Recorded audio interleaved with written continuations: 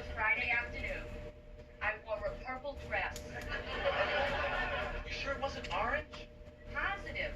And I was chewing Dentine. I always chew Dentine. Remember, Jerry? Dentine? No blackjack? Ugh, Victorishka.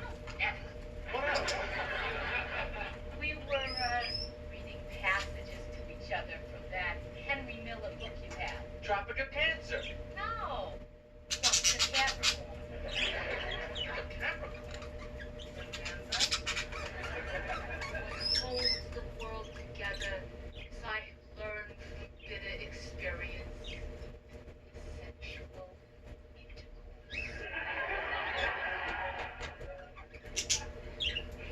Wait a second. You're right. I had both of them. We read from Tropic of Capricorn. I was all set to return Tropic of Cancer. And then... Here's the book. Ow. Don't worry about it. See it. Don't let anything happen to it. Jerry, it's me, George. Don't worry. I'll return it tomorrow. No problem. All right. See you after school. Late behaviors, hygiene. Oh. Where are you going? It was nice seeing you again. I just remembered something. I've got to go. It was George! Read another book. Pressed chest, fleshed out west, might be a savior or a garden pest.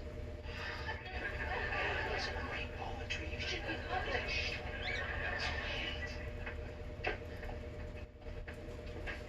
Well, the library's kind of a cool place when it's closed. Oh, yeah. You don't have to be quiet. Tina, stop it. Hello! Hello! Hello! Hello! Fine. Hello! Hello! Mr. Buckman. I remember when the librarian was a much older woman. Kindly, discreet, unattractive. We didn't know anything about her private life. We didn't want to know anything about her private life. She didn't have a private life. When you're thinking about that, think about this. The library closes at 5 o'clock, no exceptions. This is your final warning. Got that?